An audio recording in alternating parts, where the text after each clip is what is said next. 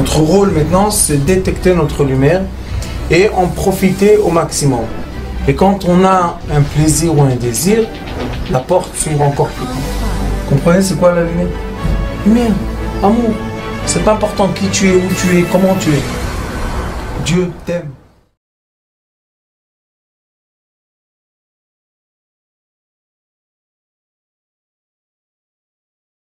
Boker Tov, bonne matinée à tous nos chers fidèles Sitrei Chaim. Baruch Hashem, malgré que nous sommes peut-être loin physiquement, nous sommes très très proches avec notre cœur et avec notre âme, Baruch Hashem, qui vous aime et on est lié. Il n'y a pas de distance quand on cherche l'amour de son prochain, l'amour propre. Et on sait très très bien que notre travail, tout le monde cherche quel est le but, quel est le travail de juifs et non-juifs pendant cet exil de 2000 ans. Le travail est de retrouver l'amour propre de son prochain. Ve'ahavta lereacha kamocha. Il faut savoir aimer son prochain.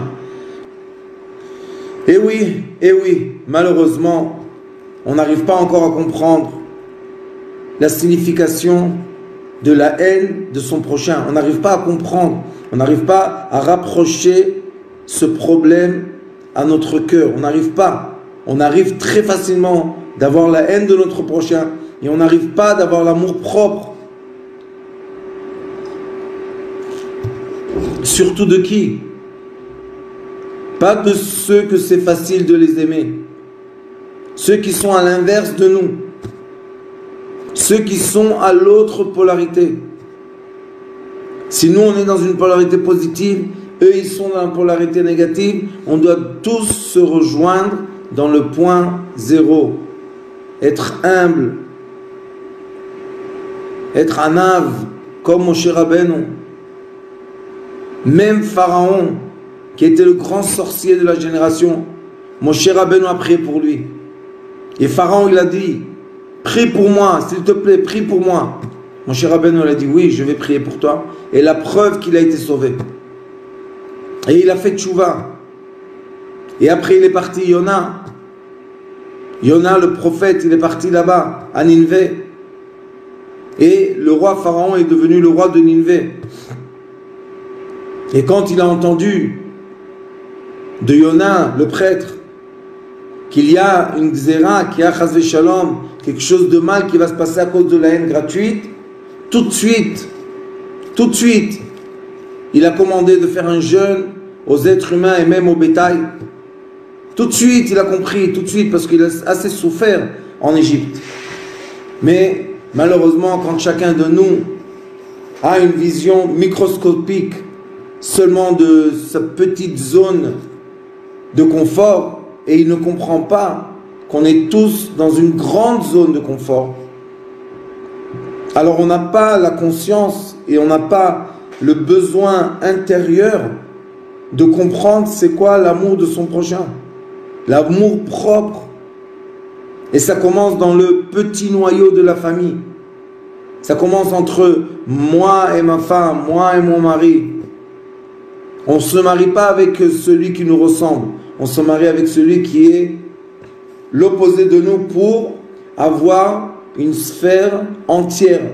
Pour que notre sphère soit entière, on ne peut pas se marier avec celui qui nous ressemble de la même chose. Parce que la sphère restera moitié. On va toujours se marier avec un opposé. Et une des choses qui est les plus impressionnantes qu'on a vues dans ce monde, c'est que même des gens qui se ressemblaient avant le mariage, après le mariage, tout d'un coup, un des couples a pris l'opposé de l'autre. Et on se dit, c'est pas normal. On le connaissait très bien avant le mariage, mais il faut comprendre, quand une âme se crée, quand une âme devient une force d'entier, une force de complicité, on est obligé qu'il y ait deux polarités. Il n'y en a pas deux, il y en a 6. Comme on a 2 bras, 2 pieds, c'est 4. Le corps et la tête, c'est 6. On est, pour être entier, l'homme et la femme, on est obligé d'être à l'opposé. Sauf que le monde, malheureusement artificiel, nous impose une logique qui n'existe pas. Cette logique est, on doit tous se ressembler, on doit tous être les mêmes. C'est impossible. Ça ne sera jamais possible. Et c'est pour cela que ceux qu'on aime le plus, ce sont des gens qui sont à l'opposé de nous.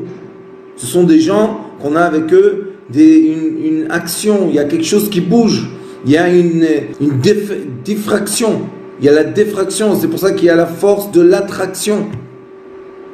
Si on n'est pas différent, on n'a pas d'attraction.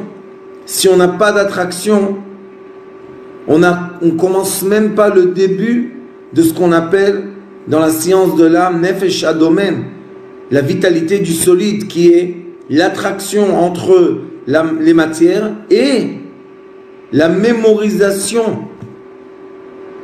On doit mémoriser. Et maintenant on va parler de Baal Shem Tov. Comme on doit se préparer pendant le mois de Elul, ce mois-là, on est obligé le mois de Elul de comprendre comment les 2 jours de Rosh Hashanah, les 2 jours de Tishrei, les premiers jours de Tishrei, comment se préparer à la prière. Qu'est-ce qu'on doit faire pour que nos prières soient accueillies dans les cieux?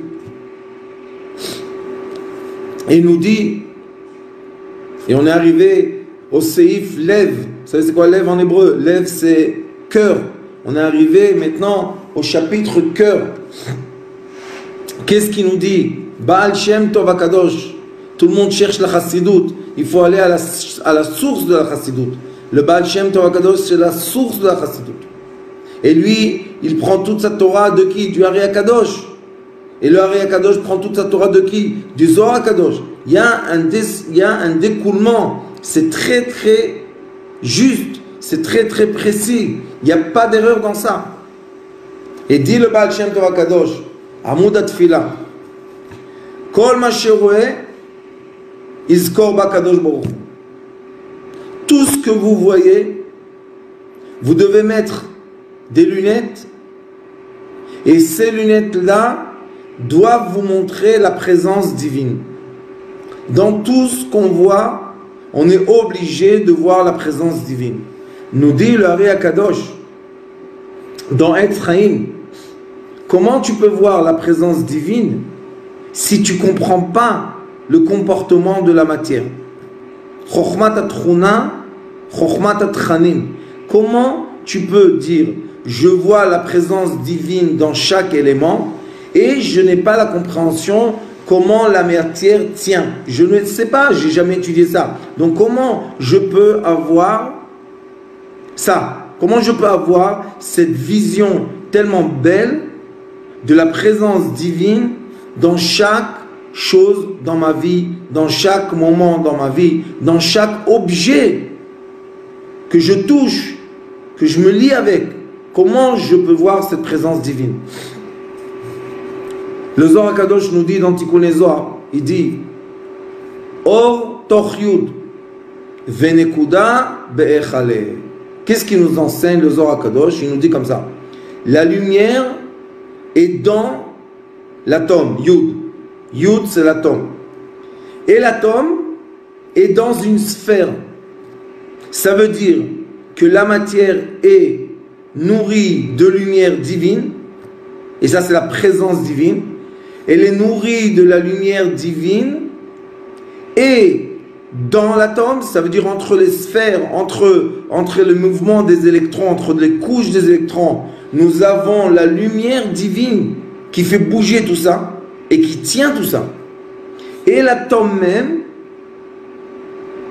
se comporte des façons dans lesquelles il se comporte parce que l'atome même lui-même, il est dans une sphère de lumière qui influence le comportement de l'atome.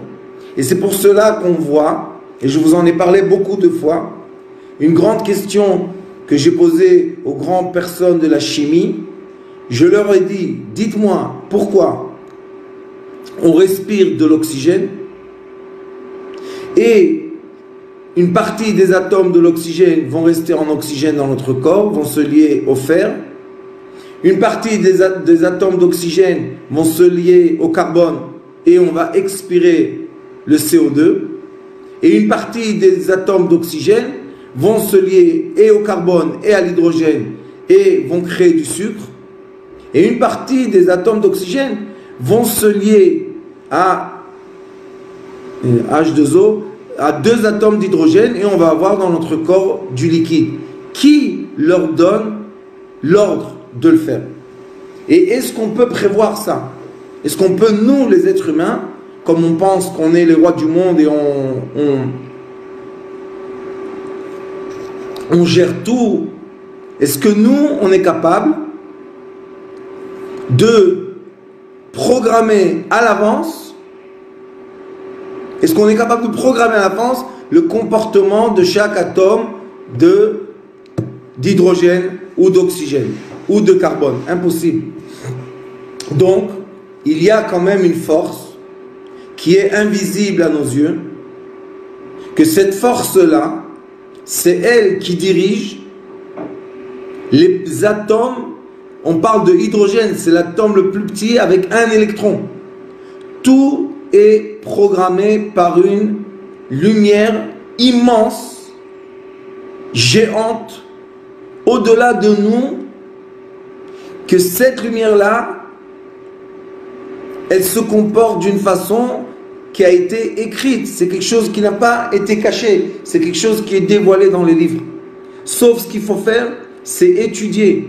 Et quand on étudie, plus qu'on va étudier, et mieux on va comprendre. Mieux on va comprendre, mieux on va être capable. Et il faut comprendre ça, la capacité de l'être humain. Je veux être capable de voir avec mes yeux la présence de Dieu. Pourquoi? Parce que quand je vois la présence divine dans chaque chose, je comprends que j'ai un Père immense, beaucoup plus grand que nous, des infinis de fois, que ce Père-là, il fait attention à nous. Ça veut dire qu'il fait attention à chaque atome qu'on respire, imaginez-vous. Chaque atome, c'est minuscule atome. Il fait attention à chaque atome, que celui-là se lie avec le fer dans notre sang, les globules rouges, et qu'il aille nourrir les cellules. L'autre, il va le lier avec le CO2, il va être la destruction de la cellule et il va être expiré à l'extérieur. L'autre va se lier avec l'hydrogène et on va avoir du liquide dans notre corps. On a 70% du corps liquide. L'autre va se lier avec le carbone et l'hydrogène, va devenir du sucre. Le sucre est l'essence essentielle de toutes les cellules pour qu'on puisse fonctionner. Si on n'a pas de sucre, les muscles arrêtent de fonctionner. Malheureusement, c'est très dangereux parce que la respiration, les poumons dépendent du système musculaire. Et si par malheur le système musculaire arrête de fonctionner, on s'étouffe à mourir. Donc chaque instant qu'on respire, et c'est ce qu'a dit David Ameler, Al kol neshima o neshima ta'alelia, sur chaque respiration je dois remercier le bon Dieu. Pourquoi? Parce que Hashem Yitbarach, il fait attention à chacun de nous. Et c'est ce qu'il dit ici, Baal Shem Tov, rappelle-toi, Dieu, si c'est dans les moments d'amour, Ima'ava, Iskor Ahavat Hashem Yitbarach. Quand on a des moments d'amour, quand on sent qu'on est aimé, quand on sent que quelque chose réussit, quand on sent qu'on s'est sauvé d'un malheur, quand on a des sentiments, Kirvat Elokim Litov, ça veut dire que je suis très très très heureux d'une présence d'amour qui m'entoure, qui m'enveloppe. À ce moment-là, il faut se rappeler cette chaleur, ce moment vient, découle de la présence divine. C'est pas du hasard. C'est pas pour rien. Il y a une bonne raison. Hier, on a parlé avec ma femme, la rabbinite. On s'est dit, hier c'était dimanche. Normalement, dimanche du matin au soir, je ne suis pas du tout à la maison, je suis à Netanya. Je lui ai dit, comment on aurait fait? Elle a une voiture avec 5 places. Et on est là-bas, Bliarinara, 10, 12, 13, je ne sais pas combien.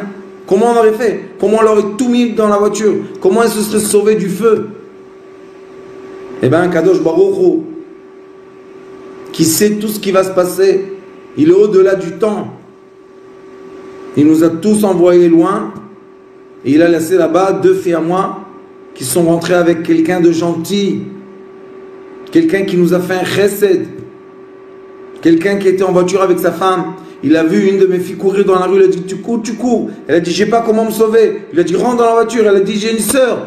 Amène ta sœur. Et ils sont rentrés dans la voiture et ils ont été sauvés de cette façon. Vous comprenez un peu? Ça, dans le moment de rigueur de feu, on devient tous frères.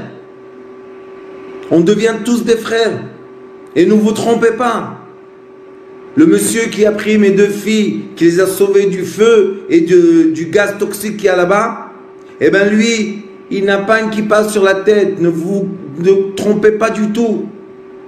Il a dans le cœur l'amour. Mais cet amour-là, comment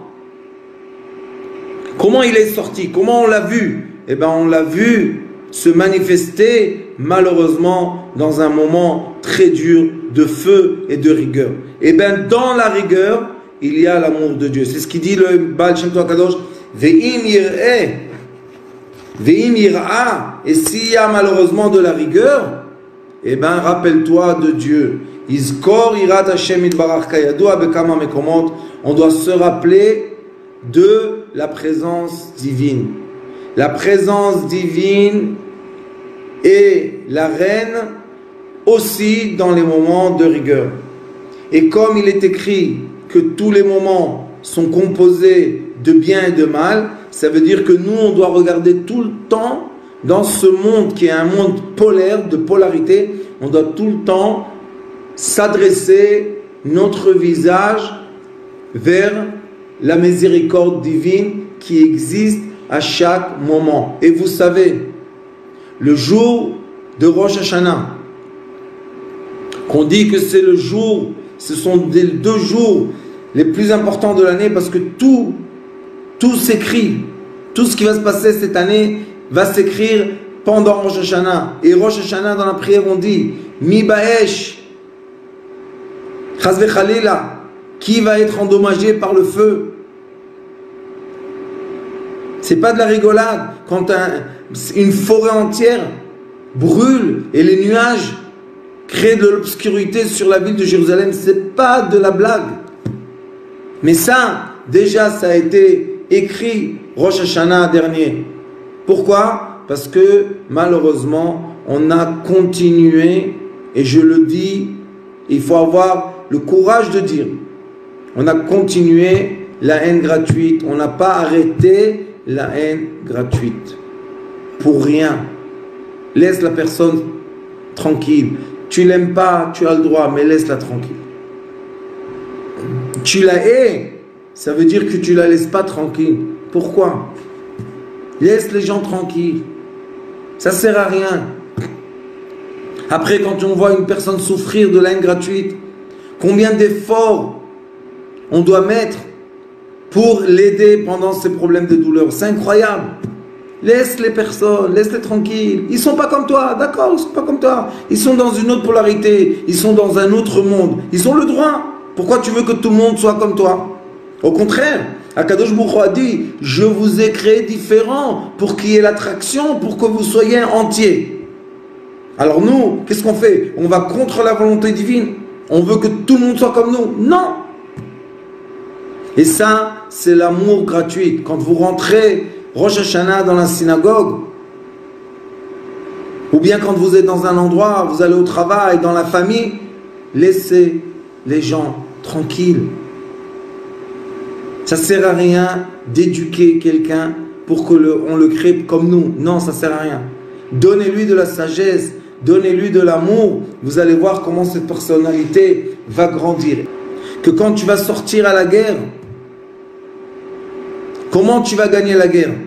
Comment Dieu va te donner ton ennemi dans ta main quand tu vas l'aimer? Et ça, c'est dans les arts martiaux, on étudie, j'ai eu la chance d'étudier ça. Les maîtres d'arts martiaux, c'est ceux qui sont capables de transformer l'énergie de l'ennemi, et jusqu'à quand il s'approche de toi, il devient ton ami. Il n'est plus ton ennemi. Imaginez-vous combien de bien on peut faire dans le monde juste avec ça. Combien de bien on peut faire, combien d'amour on peut donner aux gens en comprenant que je vais transformer la rigueur et la haine en amour. Je veux que ça soit de l'amour. Je veux pas de la rigueur avec toi. Oui, tu es différent. Toi, tu vas dans ton côté, moi, je vais dans le mien. Ça fait rien. Sauf qu'est-ce qu'on doit faire? Comme chacun a une âme divine, on doit respecter. Le respect, c'est le bon comportement. Donc, on va respecter ceux qui sont différents. C'est normal, c'est bien, ça fait du bien. Et après qu'on le respecte, après qu'on respecte les gens, Baruch Hashem, on a autour de nous une communauté respectueuse qui est créée de gens différents parce que chacun de nous doit représenter une énergie différente que Dieu a créée dans le monde.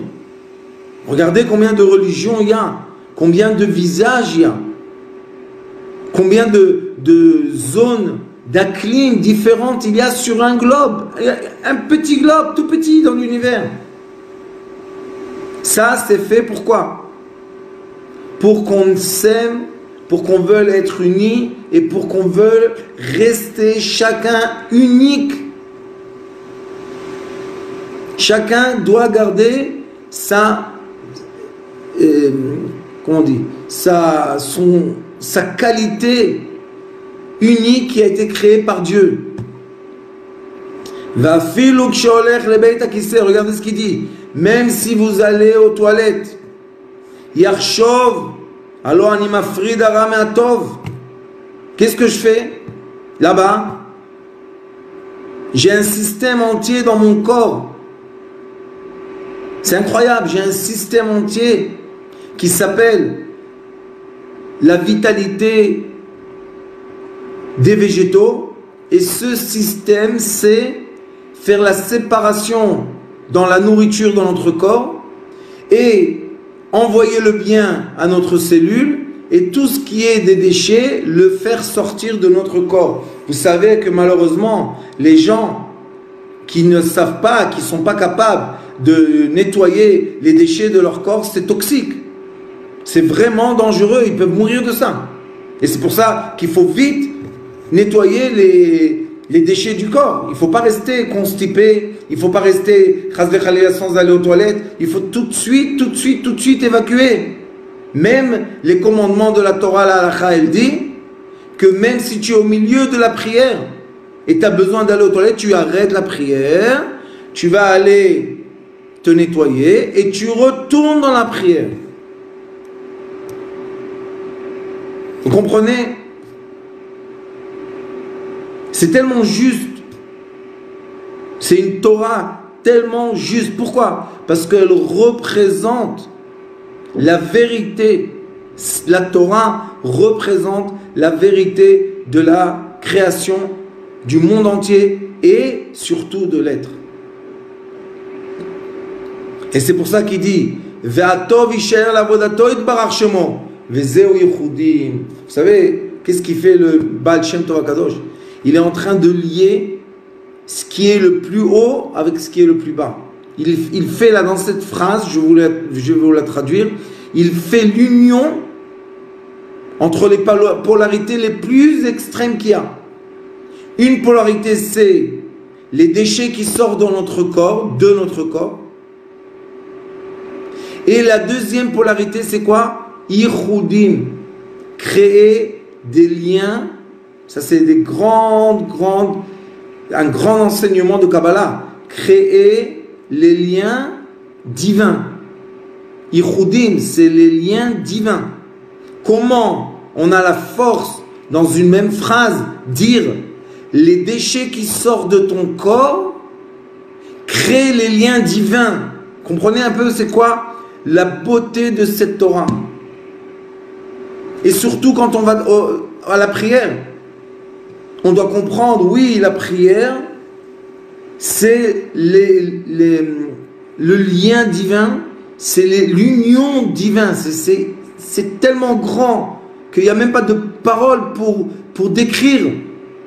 Et d'un autre côté, on vous dit, quand tu vas aux toilettes, tu dois nettoyer ton corps, faire sortir les déchets pour être propre intérieurement. Et il faut savoir que dans la halakha, dans les commandements, il est écrit que l'être humain doit préparer son corps à la prière. Cela veut dire qu'on n'a pas le droit d'avoir des déchets, des restes de déchets sur nos habits ou sur notre peau. Et c'est pour ça qu'après qu'une personne fait ce qu'elle fait, il faut se rincer avec de l'eau, se nettoyer comme il faut pour que l'endroit soit propre. Comme il y a en Europe, par exemple, les bidets. Comme il y a chez les musulmans, ils se nettoient avec, ils ont ils ont comme un récipient comme ça, spécial pour se nettoyer. Il faut être propre. Ça veut dire quoi être propre? Ça veut dire pas tu es sale. Non, tu n'es pas sale.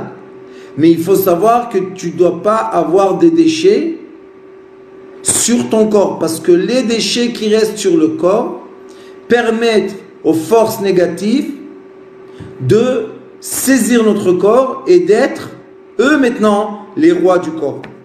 Vous comprenez un peu? C'est tellement beau. C'est tellement humain.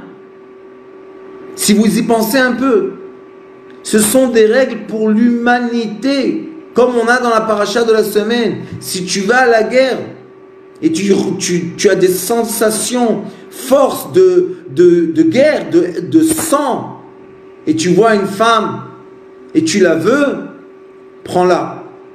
Prends-la. Mais après que tu l'as pris, tu la mets chez toi à la maison 1 mois. Elle doit raser ses cheveux. Elle doit faire des ongles qui ne soient pas propres. Elle doit pleurer 1 mois, vous comprenez, jusqu'à quand que les paupières tombent, malheureusement. Et après, tu ouvres la porte 1 mois et tu regardes. Tu veux ça? Ça, tu veux? Non, tu veux pas. Qu'est-ce qu'elle dit la Torah? Tu n'as pas le droit de la vendre. Vous savez, avant il y avait l'esclavage. Tu n'as pas le droit de la vendre. Elle ne t'appartient pas. Laisse-la partir chez ses parents. Laisse-la partir. Elle ne t'appartient pas. Pourquoi? Parce que c'était un coup de chaleur, de feu,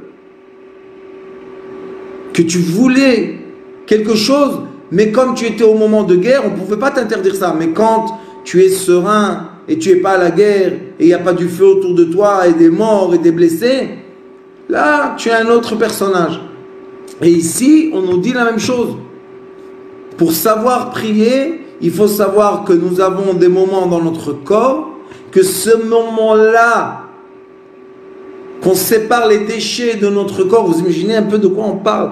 On parle de la chose la plus, on va dire, sale de nous. Eh bien, pendant ces moments-là, tu es en train de vivre des unions célestes. De quoi? De séparation du mal, du bien. Vous comprenez un peu? Ça s'appelle les lunettes de la vision divine. Et si vous allez étudier, comme on enseigne à l'école de Sitrei Chaim, CTA, comme on enseigne la thérapie lumière, on démontre dans l'être humain, dans le corps physique humain et après dans l'âme de l'humain, la présence de la lumière divine qui guérit l'être humain. Et les sages nous disent que la raison pour laquelle nous sommes malades, c'est parce qu'il y a un moment ou un endroit dans notre corps qui a ou de la lumière qui est bloquée, qui n'arrive pas à circuler, où malheureusement nous avons une absence de lumière. Et la guérison, c'est de retrouver cette lumière, reconnecter la personne à la lumière pour qu'elle puisse re-avoir le soleil dans sa vie personnelle. Je vous remercie de tout mon cœur de ce magnifique cours. J'espère qu'on a bien profité. Partagez au maximum que vous pouvez pour qu'on puisse diffuser cet amour propre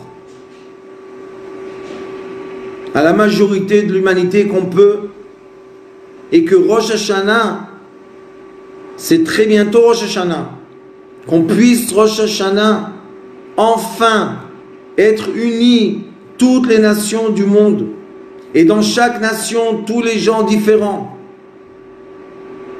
et comme ça on ait la force de venir devant le divin qui est sur le trône de la rigueur Rosh Hashanah, le jour de l'année, et le changer, le bouger, le basculer, dans quoi? On veut le basculer dans le trône de miséricorde.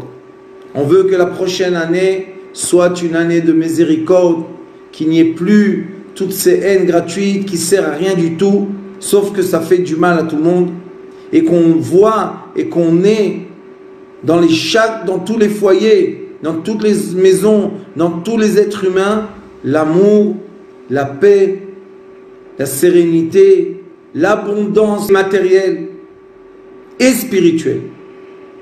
Toda Rabba, merci beaucoup, à très bientôt.